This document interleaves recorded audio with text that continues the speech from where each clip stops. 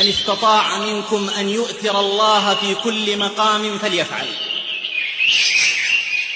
في تهذيب الكمال وفي صور من حياة التابعين أنه كان ابن هبيرة واليا على العراقين، والمقصود بالعراقين البصرة والكوفة، في عهد الخليفة يزيد بن عبد الملك.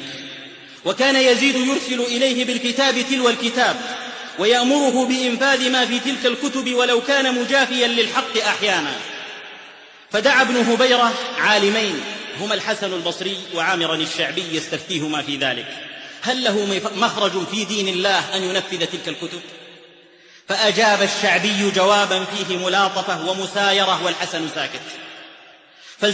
فالتفت ابن هبيرة إلى الحسن وقال: ما تقول يا أبا سعيد؟ فقال: يا ابن هبيرة، خف الله في يزيد ولا تخف يزيد في الله، واعلم أن الله عز وجل يمنعك من يزيد وأن يزيد لا يمنعك من الله.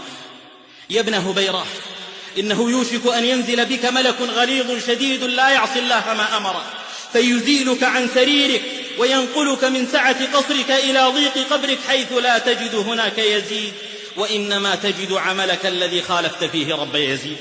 يا ابن هبيرة، إنك إن تك مع الله وفي طاعته يكفك بائقة يزيد، وإن تك مع يزيد في معصية الله فإن الله يكلك إلى يزيد. فبكى ابن هبيرة حتى بللت دموعه لحيته، ومال عن الشعبي إلى الحسن وبالغ في إعظامه وإكرامه. فلما خرجا من عنده توجها إلى المسجد، فاجتمع عليهما الناس وجعلوا يسألونهما عن خبرهما مع ابن هبيرة. فالتفت الشعبي إليهم وقال: أيها الناس، من استطاع منكم أن يؤثر الله عز وجل على خلقه في كل مقام فليفعل، فوالذي نفسي بيده ما قال الحسن لابن هبيرة قولا أجهله، ولكني أردت فيما قلته وجه ابن هبيرة، وأراد الحسن وجه الله، فأقصاني الله منه وأدنى الحسن وحببه إليه. أيها الأحبة، إن القلب هو محل التأثر من الإنسان، والقلوب بيد الرحمن يقلبها كيف يشاء، ومن راء بعلمه ونصحه فقد قطع ما بينه وبين الله، وأنى له أن يمنحه الله إقبالا من الناس أو تأثيرا فيهم.